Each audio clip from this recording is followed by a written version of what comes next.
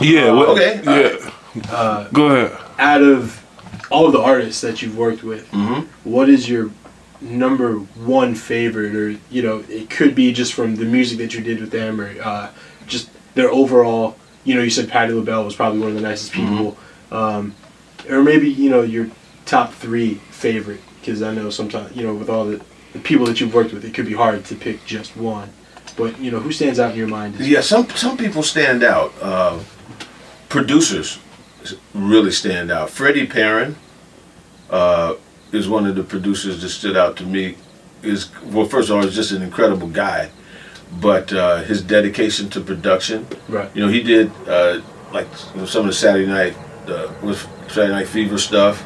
I did Stacey Lattisaw with them, Johnny Gill. I did Gloria Gaynor. He produced I Will Survive. Peaches and Herb did that with him.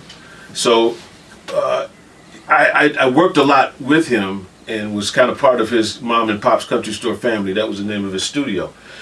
And but he's just such an incredible guy, and you learn from producers like that because they actually know what they're doing. Right.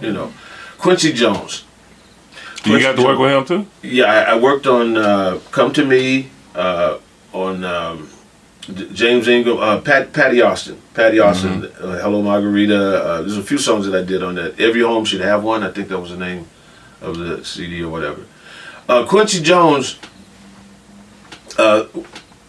he blew my concept of tracking out of the water, because when we did "Come to Me," he brought a string track that Richard T. had cut in New York. Strings and a click, right? And we overdubbed the entire band on top of strings and a click for "Come to Me." It was the weirdest thing I ever saw, man, because there's nothing but strings. But yeah, John Robinson was on drums. Steve Lukather was on guitar. Paul Jackson Jr. Who else was on that thing?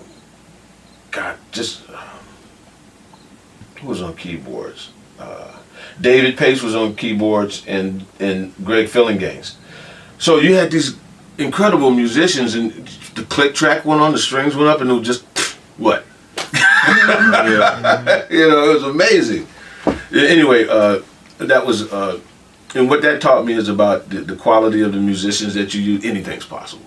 And thinking outside the box, because I would have never thought that you could cut a track like that, Usually the strings is one of the last pieces that come in. Yeah.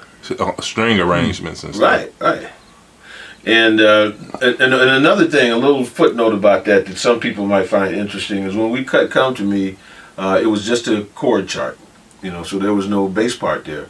So on that part, "Looking back in time when love was," I was playing like. Let me hear it. I can't hear Looking back in time. I can't hear it.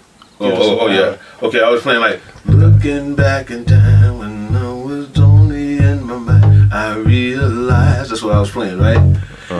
And then and when I and I was playing "Baby, come to me, let me put my arms around," and he said, "Okay, Watkins, okay, this is good.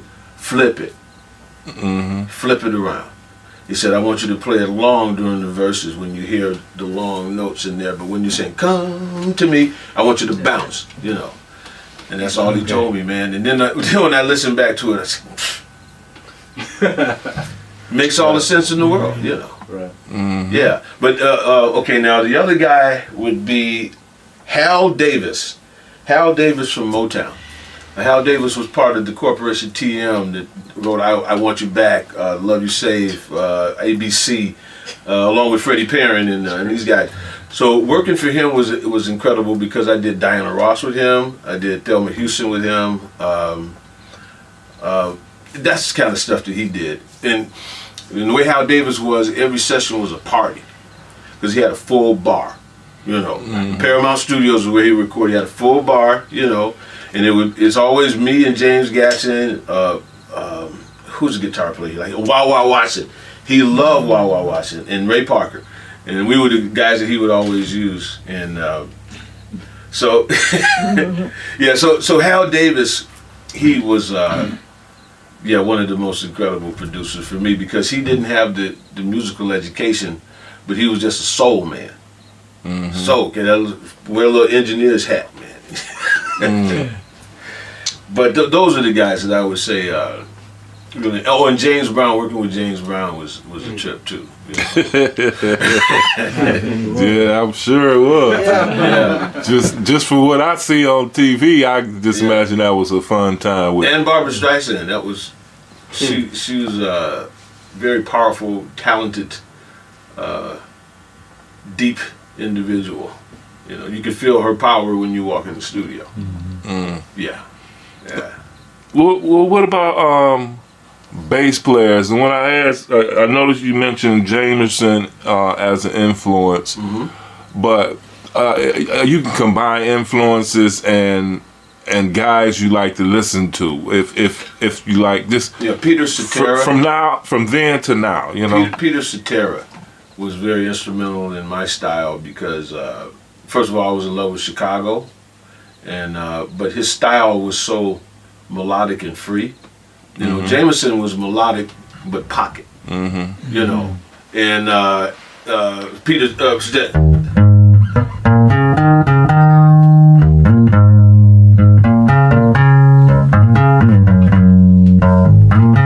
know, the Saturday at the Park, he was just taking it and then like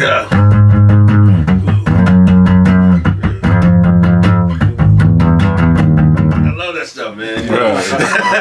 Yeah, me too. Chicago was the bomb. Yeah, so Peter Sotera in his melodic playing, just like 25 or 6-4, stuff like that. The bass playing was so free and melodic, and I love that. So, you know, I adapted a lot of that into my style as well. Okay. Bass players for me, I like Victor Wooten a lot. Stanley Clarke a lot, Jocko a lot. I would have to say one of my favorites would have to be Marcus Miller. For the same reason as the pocket, you know. There's a lot of I saw a guy, I think his name was Ed Vega or Bobby Vega. I saw a video on him the other day and it just blew me away, man. Yeah, that pocket funk that he did. Oh man. He's tight. Also, he's Larry Graham. okay. Originator of thumping and plug. There ain't no such thing as slapping pop. It's thumping plug. Okay. Larry Graham and Bobby Vega, a BASSmint alumni. We're going to be putting up his interview in the BASSmint. Yeah. The day that they released the November issue of Bass Player magazine, because Bobby Vega did a nice little piece on Detroit bass players in the Bass Player magazine. So when the issue was out for subscribers, but once they released the issue to the public, that's the day we're gonna release his interview here in the BASSmint. And he's looking for Bobby's the bad man, did Tower Power and Sly Stone and a couple of and like you, once y'all get to playing that. Y'all can't. That for some reason that leg get to shaking. That's playing on one leg. Yeah, that's that passion for that thing make you do that. That thing you hold make you do that, man. Right, that's a piece of wood. Yeah.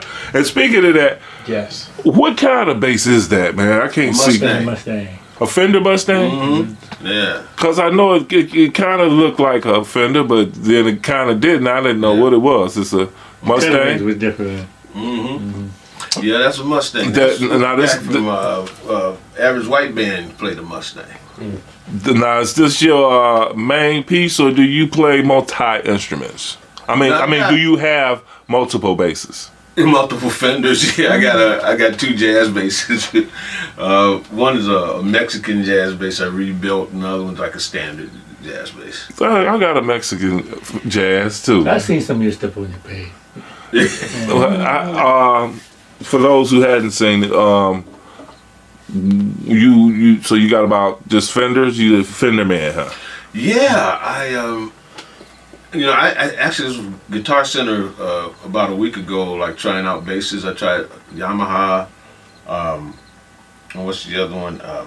Ibanez, and See, I like the sound that the cats are getting now with the electronics and everything. It's easier to play, record. It records really good. It's the neck. For me, bass is all about the neck for me. And then if I can get a neck that I like, I'll rebuild the bass. Okay. Now, what is it in the neck that you like? The fretboard maple or the type of wood it is, or what? It's totally how it feels in the hand. You're just talking ergonomic. Yeah. So it's just based on feel alone. It's totally based on feel. Right, and I tell people that what feels good. Yeah. You know, Yeah. that's what you need to. Yeah, give me something to feel good, then tell me what it is. Exactly. Okay, that's okay, whatever. I understand that, people who are really, really smart and they know how to pick wood to get a certain sound and all that kind of stuff, which is very cool, Any custom basses for you? Have you ever had one built? Yeah. Anybody approach you for it? No, not anybody approached me, but I had a Fender custom built back in the early '80s, and as a matter of fact, that's the precision that I'm playing on the Crusaders videos and stuff. Is that old? I had a Seymour Duncan. No, I had a Badass 2, Seymour Duncan's gold-plated bridge and all. just ivory up here. All that kind of And then those were personal requests. Yeah. Okay, but you're not a engineer as far as I need humbucking EMGs, pickups and with double coil. I wouldn't even know what that was. Humbugging. I'm just throwing words at that. I don't have a clue. If somebody asks me what I want in the bass, I like. Does it sound good? I like that. make it like this Fender. Well, I already got this Fender, so what's the point? You know what I'm saying? I would need guidance on my own custom bass, so that's why I just threw some names out there. Yeah. But man, look, I heard you about let's play some. I ain't want to keep you, but I did want to know if anybody else had any questions before we absolutely let you go, man. Yeah, I did. I just went. Let me see. Well, you said you were 17 when you were playing with the 10th. Let me see. What year was that? Well, let me see. I'll be 60 on the 27th of this you're month. 2 years younger than me. Man, So, when I was 13, I started playing, and when I was 14, we did. Do you remember a group from Detroit called the Tempting Five? They was like Temptations impersonators, but they had it down. Oh yeah. The Tempting Five. The Tempting Five. I never heard of Tempting Five. So I played with them, man, and I got a face full of what it was like because them girls went crazy. They was all over us and everything. Same girls I went to school with. And I said, I'm gonna have to do this one again. Oh yeah. I didn't know you was an imitation Temptation. Yeah, man. Robichaud High School was it 1966 or something like that. But I was wanted to ask you, what was that like, man, playing with the Temptations at 17?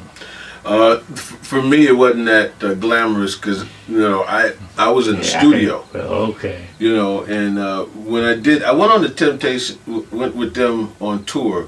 Not on tour. I did a gig with them in Ohio, right? And the band drove. The hotel was and we played and everything, and of course they're the Temptations, of course, but none of that was for me. Yeah. Right.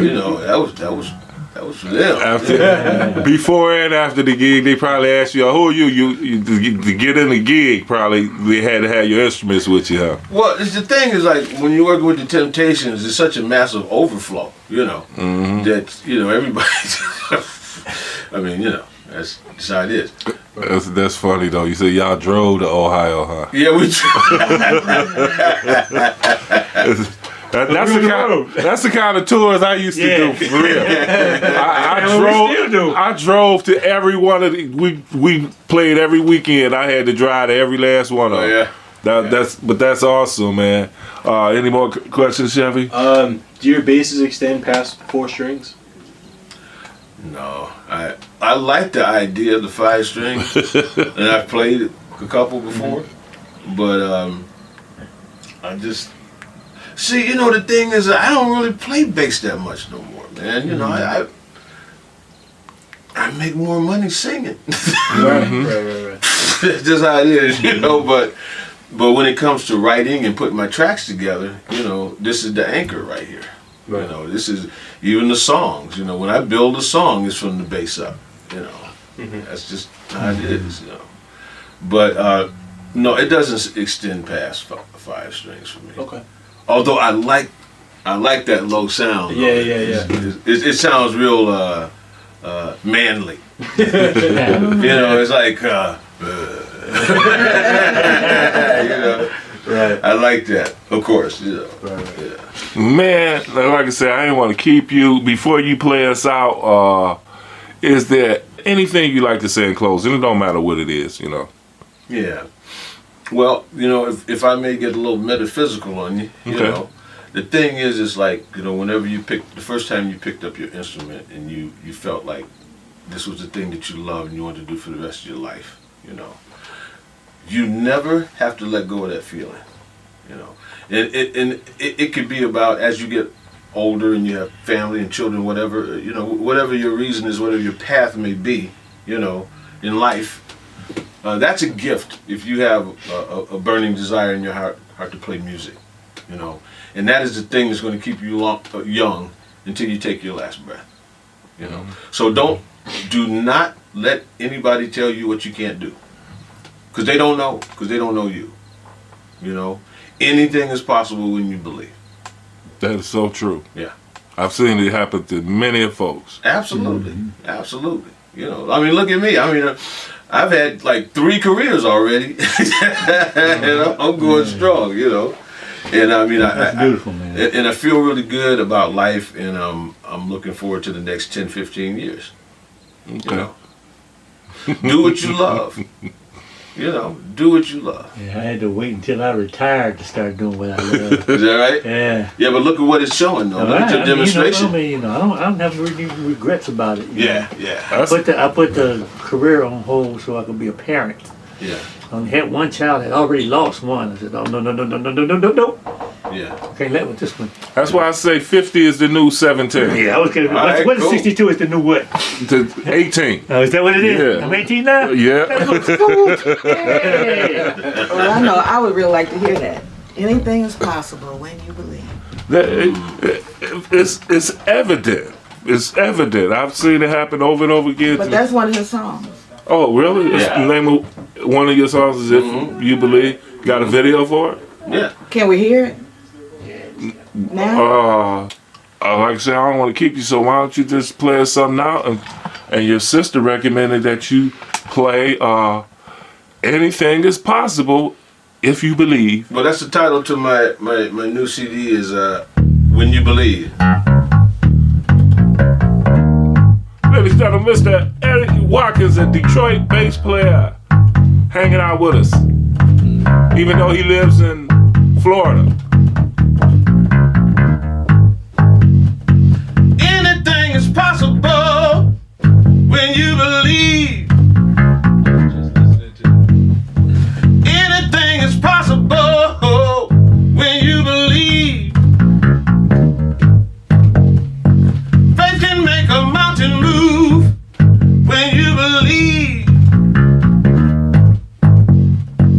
Faith can make a mountain move when you believe. Don't you know that you can change a life when you believe? Don't you know that you can change a life when you believe in yourself? When you believe in yourself. When you believe in yourself. When you believe in yourself. When you believe, gonna make a miracle. When you believe, gonna make a miracle. I said you're gonna make a